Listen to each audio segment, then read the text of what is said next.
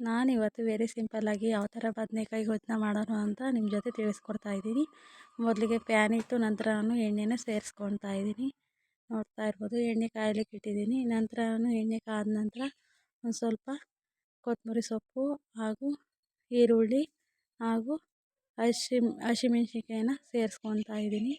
Tomato ಈ ಮೂರನ್ನು ಕೂಡ ಸೇರಿಸ್ಕೊಳ್ತಾ ಇದ್ದೀನಿ. ಇದನ್ನು ಚೆನ್ನಾಗಿ ಎಣ್ಣೆಯಲ್ಲಿ ಫ್ರೈ ಮಾಡ್ಕೊಳ್ತಾ ಇದ್ದೀನಿ. ನಂತರ ಇದನ್ನು ನಾನು ಚೆನ್ನಾಗಿ ಎಣ್ಣೆಯಲ್ಲಿ ಫ್ರೈ ಆದ ನಂತರ ನಾನು ಇದಕ್ಕೆ ಒಂದು ಟೊಮೊಟೊನ ಕೂಡ ಸೇರಿಸ್ಕೊಳ್ತಾ ಇದ್ದೀನಿ. ಅದಾದ ನಂತರ ನಾನು ತೊಳೆದಿಟ್ಕೊಂಡಿರೋ ಬದನೇಕಾಯನ್ನು ಕೂಡ ಸೇರಿಸ್ಕೊಳ್ತಾ ಇದ್ದೀನಿ. ಇದನ್ನು ಚೆನ್ನಾಗಿ ಎಣ್ಣೆಯಲ್ಲಿ ಫ್ರೈ ಮಾಡಿದ ನಂತರ ನಾನೇನು ತೊಳೆದಿಟ್ಕೊಂಡಿದ್ದೆ ಬದನೇಕಾಯಿನೂ ಕೂಡ ಇವಾಗ ಸೇರಿಸ್ಕೊಳ್ತಾ ಇದ್ದೀನಿ. ನೋಡ್ತಾ ಇರ್ಬೋದು ನೀವು ಕೂಡ ಮನೆಯಲ್ಲಿ ಒಂದ್ಸಲ ಟ್ರೈ ಮಾಡಿ ಯಾವ ಥರ ಬಂತು ಅಂತ ಕಮೆಂಟ್ ಮೂಲಕ ತಿಳಿಸಿ.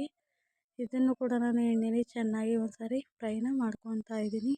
ಬದನೇಕಾಯಿ ಕೂಡ ನಾನು ಚೆನ್ನಾಗಿ ಒಂದ್ಸರಿ ಈ ಥರ ಮಿಕ್ಸ್ ಕೊಟ್ಕೊಂಡು ಫ್ರೈನ ಮಾಡ್ಕೊಳ್ತಾ ಇದ್ದೀನಿ. ನೀವು ನೋಡ್ತಾ ಇರ್ಬೋದು, ಇದನ್ನು ಎಣ್ಣೆಯಲ್ಲಿ ಫ್ರೈ ಆದ ನಂತರ ನಾನು ಒಂದು ಸ್ವಲ್ಪ ಇದಕ್ಕೆ ಚೆನ್ನಾಗಿ ಫ್ರೈ ಆದ ನಂತರ ನಾನು ಇದಕ್ಕೆ ಒಂದು ಸ್ವಲ್ಪ ನೋಡ್ತಾ ಇರ್ಬೋದು, ಆಲ್ಮೋಸ್ಟ್ ಚೆನ್ನಾಗಿ ಒಂದು ರೌಂಡ್ ಬೆಂದಿದೆ. ಅದಕ್ಕೆ ನಾನು ಒಂದು ಸ್ವಲ್ಪ ಅಡುಗೆ ಅರಿಶಿನ ಕೂಡ ಸೇರಿಸ್ಕೊಳ್ತಾ ಇದ್ದೀನಿ. ಅದಾದ ನಂತರ ನಾನು ಇದಕ್ಕೆ ಒಂದು ಸ್ವಲ್ಪ ಗರಂ ಮಸಾಲನೂ ಕೂಡ ಸೇರಿಸ್ಕೊಳ್ತಾ ಇದ್ದೀನಿ.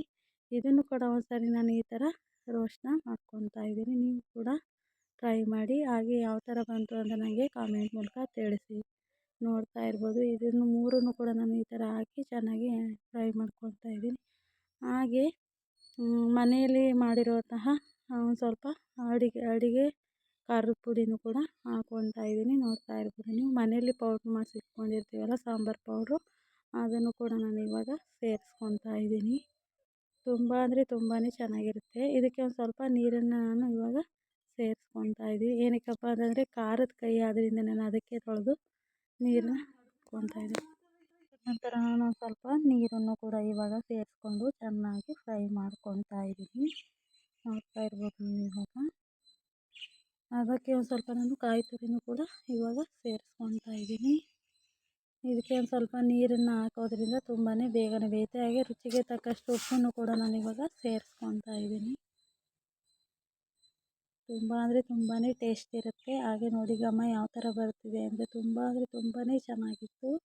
ನೀವು ಕೂಡ ಮನೇಲಿ ಒಂದ್ಸರಿ ಟ್ರೈ ಮಾಡಿ. ಯಾರೆಲ್ಲ ನನ್ನ ಚಾನಲ್ನ ಸಬ್ಸ್ಕ್ರೈಬ್ ಆಗದೆ ನೋಡ್ತಾ ಇದ್ದೀರಾ, ಬೇಗ ಬೇಗ ಸಬ್ಸ್ಕ್ರೈಬ್ ಆಗಿ ಅಲ್ಲಿ ಬರುವ ಬೆಲ್ ಐಕನ್ನ ಕ್ಲಿಕ್ ಮಾಡಿ. Thank you for watching.